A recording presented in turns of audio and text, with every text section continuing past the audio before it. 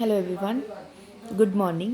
ਅੱਜ ਆਪਣਾ next chapter sorry ਮੈਨੂੰ ਨਹੀਂ ਪਤਾ ਸੀਗਾ ਕਿ ਤੁਹਾਨੂੰ ਉਹ ਵਾਲਾ ਚੈਪਟਰ ਸਿਲੇਬਸ ਦੇ ਵਿੱਚ ਨਹੀਂ ਹੈ। ਐਕਚੁਅਲੀ ਜਦ ਮੈਂ ਆਪਣਾ ਸਿਲੇਬਸ ਦੇਖਿਆ ਇਹਦੇ ਵਿੱਚ ਮੈਂ ਨੋਰਮਲ ਉਹ ਵਾਲਾ ਸਿਲੇਬਸ ਤਾਂ ਨਹੀਂ ਦੇਖਿਆ, ਬਟ ਜਦੋਂ ਇੱਥੋਂ ਦੇਖਿਆ ਤਾਂ ਇੱਥੇ ਮੇਰੇ ਕੋਲ ਹੋਇਆ ਕਿ ਨਹੀਂ ਵੀ ਮੇਜਰ ਆਫ ਸਕਿਊਨੈਸ ਆਪਾਂ ਕਰਨਾ ਹੈ। ਠੀਕ ਹੈ, ਚਲੋ ਆਪਾਂ ਨੈਕਸਟ ਸਟਾਰਟ ਕਰਦੇ ਹਾਂ analysis of time series. Analysis of time series ਦੇ ਵਿੱਚ ਤੁਹਾਨੂੰ ਨੰਬਰ ਲੈਣੇ ਬਹੁਤ ਈਜ਼ੀ ਹੁੰਦੇ ਨੇ, ਕਿਉਂਕਿ ਇਹਦੇ ਵਿੱਚ ਕੁਝ ਆਪਾਂ ਗਲਤੀ ਕਰ ਹੀ ਨਹੀਂ ਸਕਦੇ, ਬਹੁਤ ਮੁਸ਼ਕਿਲ ਹੁੰਦਾ ਇਹਦੇ ਵਿੱਚ ਗਲਤੀ ਹੋਣੀ। ਠੀਕ ਹੈ, actually analysis of time series ਆਪਾਂ ਟਾਈਮ ਨੂੰ ਸਟੱਡੀ ਕਰਦੇ ਹਾਂ ਇੱਕ ਪ੍ਰੋਡਕਟ ਨੂੰ ਲੈ ਕੇ, ਇੱਕ ਵੇਰੀਏਬਲ ਕੰਸੀਡਰ ਕਰਦੇ ਹਾਂ ਕਿ ਜਿਹਦੇ ਨਾਲ ਆਪਾਂ ਪ੍ਰੋਪਰ ਇੱਕ ਟਾਈਮ ਸੀਰੀਜ਼ ਨਾਲ ਉਸ ਪ੍ਰੋਡਕਟ ਦੀ ਰੈਪੂਟੇਸ਼ਨ, ਉਸ ਪ੍ਰੋਡਕਟ ਦੀ ਕੀ ਮਤਲਬ ਸਾਰੇ ਫੈਕਟਰਸ ਉਸ ਪ੍ਰੋਡਕਟ ਬਾਰੇ, ਇੱਕ ਸਿੰਗਲ ਪ੍ਰੋਡਕਟ ਬਾਰੇ ਇਹ ਨਹੀਂ ਹੈਗਾ ਪ੍ਰੋਡਕਟ ਬਾਰੇ ਮੈਂ ਕਹਿ ਰਹੀ ਹਾਂ। ਬੇਸਿਕਲੀ ਕੁਛ ਵੀ ਹੋ ਸਕਦਾ ਹੈ, ਪ੍ਰੋਡਕਸ਼ਨ ਹੋ ਸਕਦੀ ਹੈ, ਡਿਮਾਂਡ ਹੋ ਸਕਦੀ ਹੈ, ਸ਼ੇਅਰ ਪ੍ਰਾਈਸ ਹੋ ਸਕਦੇ ਨੇ, ਆਪਣੇ ਸਟਾਕ ਪ੍ਰਾਈਸ ਹੋ ਸਕਦੇ ਨੇ ਜਿਹੜੇ ਗਿਰਦੇ ਫॉल ਉੱਪਰ ਹੁੰਦੇ ਰਹਿੰਦੇ ਨੇ। ਠੀਕ ਹੈ, ਟਾਈਮ ਸੀਰੀਜ਼ ਬੇਸਿਕਲੀ ਚੀਜ਼ ਹੁੰਦੀ ਕੀ ਹੈ ਕਿ ਆਪਾਂ on the basis of past you have to predict your future, ਕਿ on the basis of the past ਆਪਾਂ ਪਾਸਟ ਦੇ ਆਪਣੇ ਬਿਹੇਵੀਅਰ ਤੋਂ ਆਪਾਂ ਆਪਣਾ ਫਿਊਚਰ ਪ੍ਰੈਡਿਕਟ ਕਰਦੇ ਹਾਂ। ਕਿਸ ਰਿਲੇਟਡ ਆਪਾਂ ਕਰਦੇ ਹਾਂ, ਜਿੱਦਾਂ ਆਪਣੀ ਸੇਲ ਕਿੰਨੀ ਹੋਏਗੀ, ਪ੍ਰੋਡਕਸ਼ਨ ਕਿੰਨੀ ਹੋਏਗੀ, ਆਪਾਂ ਨੂੰ ਮੈਨ ਪਾਵਰ ਕਿੰਨੀ ਚਾਹੀਦੀ ਹੈ, ਕਿੰਨੇ ਆਰਡਰ ਮਿਲਣਗੇ ਆਪਾਂ ਨੂੰ। ਠੀਕ ਹੈ, ਆਪਾਂ ਬੇਸਿਕ ਆਪਾਂ ਇਸ ਦੇ ਬਾਰੇ ਰੀਡ ਕਰਦੇ ਹਾਂ। ਠੀਕ ਹੈ, ਸੱਚ ਐਜ਼ ਜਿੱਦਾਂ ਹੁਣ ਆਪਾਂ ਇਕੋਨਮੀਜ਼ ਦੇ ਵਿੱਚ, ਬਿਜ਼ਨਸ ਦੇ ਵਿੱਚ, ਕਮਰਸ ਦੇ ਵਿੱਚ ਕਿੰਨੇ ਹੀ ਫੈਕਟਰਸ ਹੁੰਦੇ ਨੇ ਜੋ ਆਪਾਂ ਨੂੰ ਕੰਸੀਡਰ ਕਰਨੇ ਪੈਂਦੇ ਨੇ, such as price, production cost, profit, sales, national income, imports exports. ਠੀਕ ਹੈ, डायरेक्ट कोर्स ऑफ टाइम के नाल ये रिलेटिड होंगे ने। The statistical technique applied to measure the time based data over a period of time is known as time series. फिर जो आप इन्होंने बारे टेक्नीक्स इन्हों टाइम इन्हों चीज़ों मेजर करने आप लगाने that is time series analysis. It is a set of data और वैल्यूज़ डिपेंडिंग ऑन टाइम। भी जो भी कोई डाटा एक टाइम की वैल्यू पर कितना डिपेंड करता है। In other words a time series is an arrangement of statistical data in accordance with the time of occurrence। time series ਆਪਾਂ ਅਰੇਂਜਮੈਂਟ ਹੁੰਦੀ ਹੈ ਇੱਕ ਸਟੈਟਿਸਟੀਕਲ ਡਾਟਾ ਦੀ ਕਿ ਟਾਈਮ ਕਿੱਦਾਂ ਅਕਰ ਕਰ ਰਿਹਾ। 2001 ਦੇ ਵਿੱਚ ਕਿੰਨੀ ਸੇਲ ਸੀ, 2 'ਚ ਕਿੰਨੀ ਹੈ, 3 'ਚ ਕਿੰਨੀ ਹੈ, 4 'ਚ ਕਿੰਨੀ ਹੈ, ਐਂਡ ਸੋ ਔਨ। ਮਤਲਬ up to 25 years, 50 years we can study a particular variable according to a time। ठीक है, in other words a time series is an arrangement of हो गया इतनी चीज़। It shows the dynamic pace of movements of a phenomenon over a period of time. For instance annual production of wheat or rice in India over a number of years, the daily sale receipt of a cooperative store, the daily closing price of a share in the stock market, etc. Such an examples of time series which we have to study further।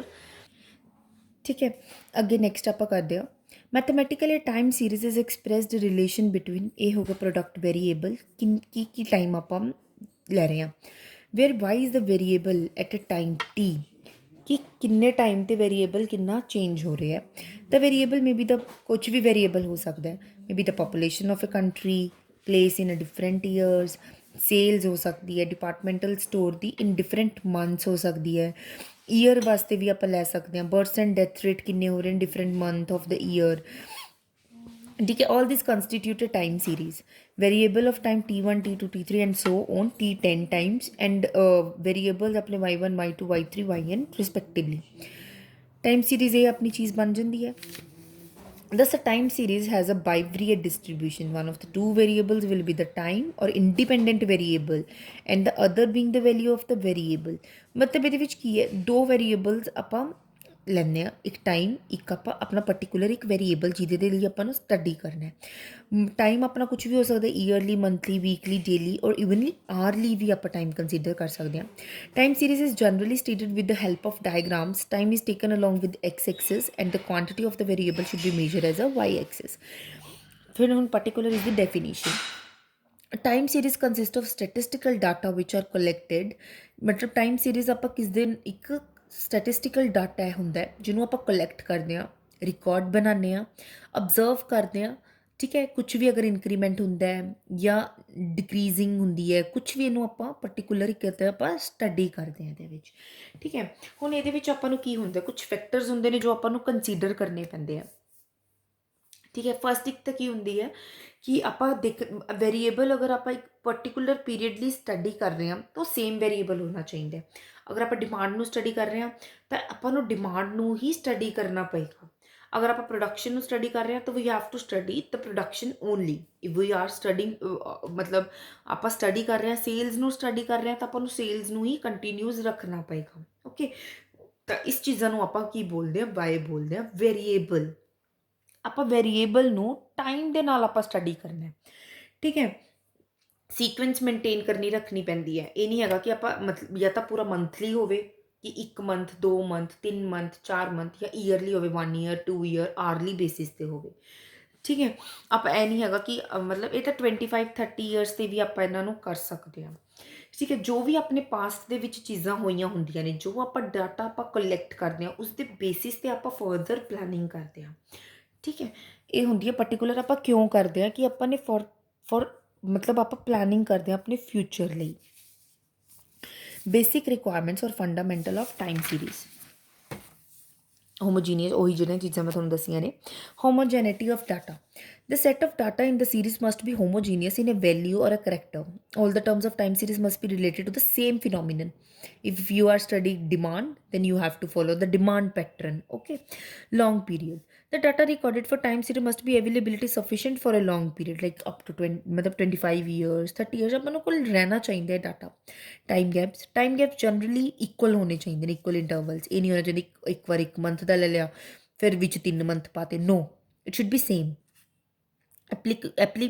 Application of interpolation, in case there are gaps between the data, these should be made up by a proper interpolation to arrive at a proper result.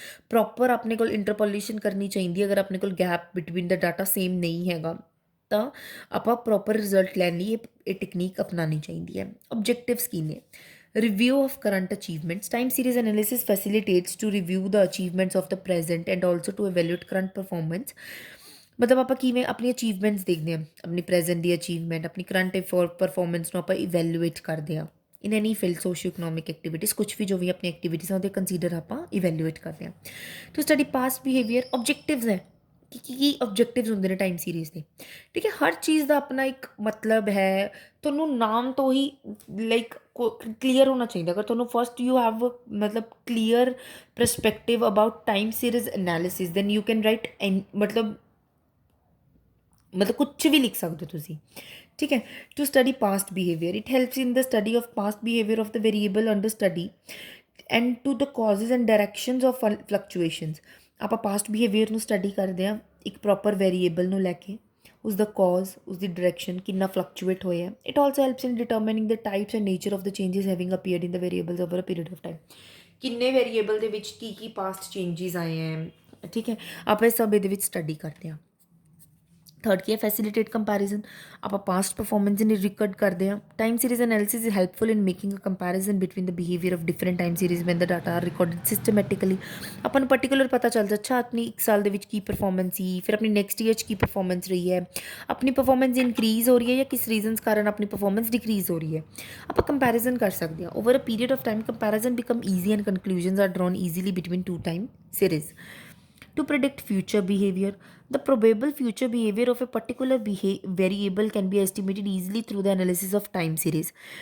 ठीक है, it helps in prediction in a short range as well as seasonal variations in the phenomenon. कि आप कर सकते हैं, predict कर सकते हैं अपने future on the basis of past the present sales. Forecasting the trade cycles, the basic objective of the time series analysis is to forecast the trade cycles. This provide a safeguard of business trading community against depression. Trade cycles ਦੀ ਆਪਾਂ ਮਤਲਬ ਕਿ depression, boom, ਇਹਨਾਂ periods ਨੂੰ ਆਪਾਂ ਅੱਛੇ ਤਰੀਕੇ ਨਾਲ ਇਹਨਾਂ ਨੂੰ ਸਟੱਡੀ ਕਰਨ ਲਈ ਇਹ ਹੈਲਪਫੁਲ ਹੈ ਬਿਜ਼ਨਸ ਪਰਸਨਸ ਨੂੰ। Isolations of effect of a different forces. The time series analysis helps in isolation of the effects of various forces affecting the time series. Next ਆਪਣਾ ਕੀ ਹੈ? ਪ੍ਰੋਬਲਮਸ ਕੀ ਆਉਂਦੀਆਂ ਨੇ? The data are available in a vast quantity. ਹੁਣ ਆਪਣੇ ਕੋਲ ਇੰਨੇ time ਦਾ data ਆਪਣੇ ਕੋਲ ਇੰਨੀ ਕੁਆਂਟਿਟੀ ਦੇ ਵਿੱਚ ਹੁੰਦਾ। We want right type of data, ਆਪਾਂ ਨੂੰ ਰਾਈਟ ਟਾਈਪ ਵੀ ਡਾਟਾ ਦੀ ਰਾਈਟ ਚਾਹੀਦੀ ਹੈ। From which we want to choose. ਠੀਕ ਹੈ, ਕਿ ਕਿਸ ਤੋਂ ਆਪਾਂ ਨੇ ਕਿਹੜੀ ਟੈਕਨੀਕ ਅਪਲਾਈ ਕਰਕੇ ਆਪਾਂ ਨੇ ਪ੍ਰੀਵੀਅਸ ਡਾਟਾ ਕਲੈਕਟ ਕਰਨਾ ਹੈ। ਇਹ ਮਤਲਬ ਅੱਛੇ ਤਰੀਕੇ ਨਾਲ ਚੂਜ਼ ਕਰਨੀ ਚਾਹੀਦੀ ਹੈ।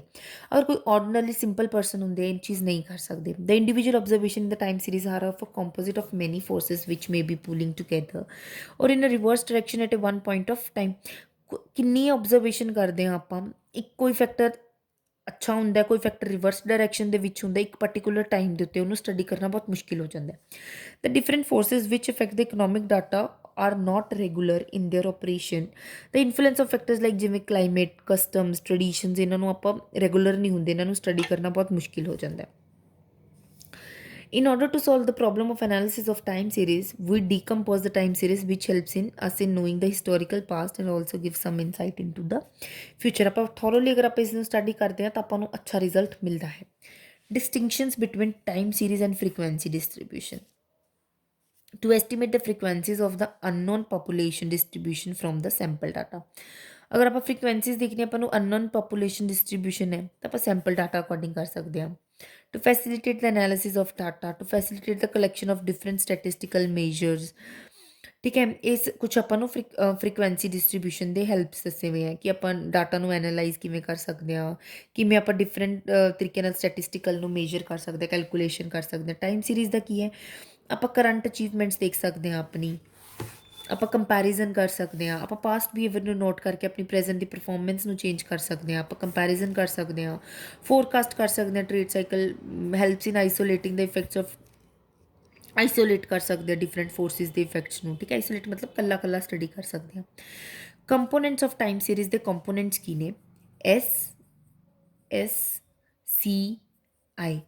ਐਸ ਮਤਲਬ secular trend, long term variations ਵੀ ਇਹਨਾਂ ਨੂੰ ਬੋਲ ਦਿੰਦੇ ਆ। ਵੇਰੀਏਬਲ ਵਿੱਚ ਕੌਨਸਟੈਂਟ ਹੁੰਦਾ ਹੈ, ਜਾਂ ਇਹ ਅਪਵਰਡ ਆਏਗਾ ਜਾਂ ਇਹ ਡਾਊਨਵਰਡ ਆਏਗਾ। ਸੀਜ਼ਨਲ ਵੇਰੀਏਸ਼ਨਸ, ਕਲਾਈਮੇਟ ਚੇਂਜਸ ਦੇ ਉੱਤੇ ਹੈ ਨਾ। ਸਾਈਕਲਿਕ ਵੇਰੀਏਸ਼ਨਸ, ਆਪਣੀ ਜੋ ਵੀ ਆਪਣੀ ਸਾਈਕਲਿਕ ਵੇਰੀਏਸ਼ਨ, ਠੀਕ ਹੈ। ਸੀਜ਼ਨਲ ਮਤਲਬ ਆਪਣੇ ਜੋ ਵੀ ਵੇਰੀਏਸ਼ਨ, ਸੀਜ਼ਨਲ ਵੇਰੀਏਸ਼ਨਸ ਆਪਣੇ ਓਕੇਜ਼ਨ 'ਤੇ ਵੀ ਡਿਪੈਂਡ ਕਰਦਾ। ਸਾਈਕਲਿਕ ਵੇਰੀਏਸ਼ਨਸ ਆਪਣਾ ਰਿਸੈਸ਼ਨ ਹੈ, ਡਿਪਰੈਸ਼ਨ ਹੈ, ਬੂਨ ਹੈ, ਠੀਕ ਹੈ। ਆਪਾਂ ਕਿੱਦਾਂ ਸਟੇ ਕਰ ਰਹੇ ਹਾਂ, ਨੋਰਮਲ ਹੈ, ਕੀ ਪੀਰੀਅਡ ਆਪਣਾ ਚੱਲ ਰਿਹਾ ਬਿਜ਼ਨਸ ਦਾ।